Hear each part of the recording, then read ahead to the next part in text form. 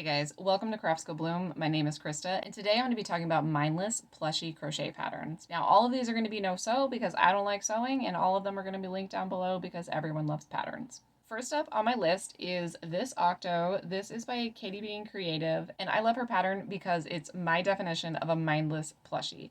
I can grab one color of yarn, not have to do any color changes, and make this plushie from start to finish without having to stop and add eyes or stuffing, because you make through the entire thing and there's like a big enough hole at the bottom to add your eyes and stuffing when you're finished, which is probably why I always have these in stock. Also because they sell well for me. I love that I can just sit down and grab any yarn and it's just mindless. I don't have to really pay attention to this crochet pattern the way I would have to pay attention to something with a lot of color changes or parts to add on. Up next on my list is my tree frog pattern. Now, this one, you do have to stop and put the eyes on. It's not quite as mindless as far as the pattern goes, but what I love about this is it's so small that the pattern is easy to memorize.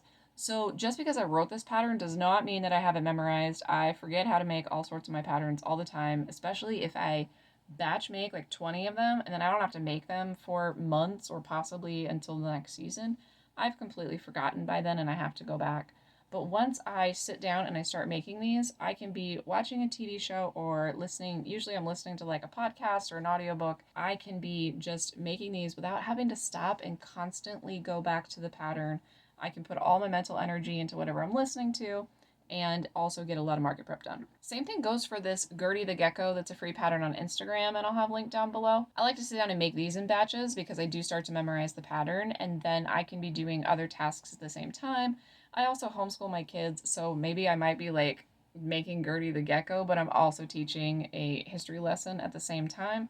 And I just want to keep my hands busy while I'm teaching third grade, and I'm kind of getting bored because it's my third time teaching third grade. Along those lines is batch making. So I love to batch make this sea turtle by the Friendly Red Fox.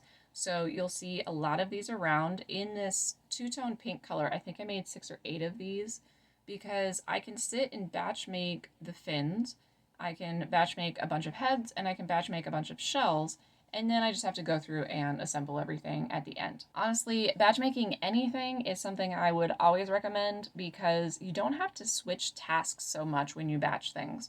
So it's less mental energy and you just feel less exhausted at the end of the day. Even though I might have a day here and there where I just want to crochet for fun and I'm kind of doing this thing and then that thing, I feel like I'm not as productive by the end of the day. When I batch create things, I can get large numbers done in shorter amounts of time. And if you are market prepping, you know how important that is. Same thing goes for my sitting chicken pattern. So what I like to do is grab a laundry basket that I can transport around the house. I fill it full of, most recently, I think I had 13 different chicken yarns because I have more than 13 different yarns that would look good as chickens. So what I did was this pattern, it's worked from the top down. So what I did was just get all the way down to the bottom on these chickens. I did have to have yellow with me to switch for a couple of stitches for the beak, but not for very much. So I had like a little skein of yellow that I think is sitting like right there. It's just a little ball. I bring those and I just go through and do bodies and beaks, bodies and beaks, bodies and beaks. After a while, I don't even have to count. I just have to count like my starting rounds and then I can just keep going, keep going. When I get to the end of all 13 of those and they're all just tossed in this laundry basket so that I can like contain the chaos, I then go through and put all the eyes on and I put all the combs on. Then I'm not even thinking about the comb pattern. I just know what to do once you do it 13 times in a row. And then I go through, close them all up, stuff them. Well, strike that, reverse it. Stuff them, close them. And in a day or two, I can suddenly have a lot of things done without even really thinking about it, and it kept my hands busy. I like to do the same thing with my cat pattern and my triceratops pattern in these like loaf patterns in general. I have other animals like this. I will grab a bunch of skeins of yarn, these patterns start at the nose. I can work all the way back to one round after the feet. Once I have 10 of these or whatever I'm making, I go back through, embroider the face, add the eyes, stuff them, close them up. Same thing works with the triceratops because it's all just worked in one color. So you come back to about here, And then I go back through and I embroider all the horns on, put all the eyes on. When you're batching like that, you aren't having to think as much. Like, I know exactly where these horns go. It's super fast for me to get through while I'm busy doing other tasks. Another one I don't have in my hands right now, but I love to do is Leggy Froggies. That pattern is by Not Jaded Co. I'll have it linked down below in case you have somehow not heard about Leggy Frogs yet. I feel like they're everywhere.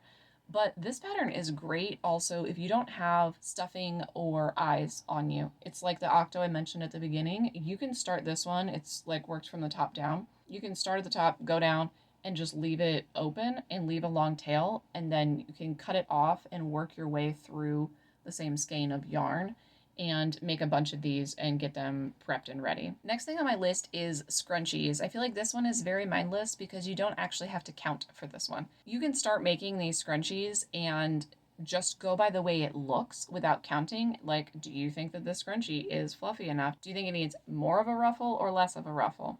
Do you want an extra round of stitches to make it extra long? Do you want it to be kind of short? Like, it's just personal preference and you don't even have to make them all the same. So you can just grab your hair tie and your yarn and you can make these, and then just after a while you kind of look down and go, oh, do I like that or not?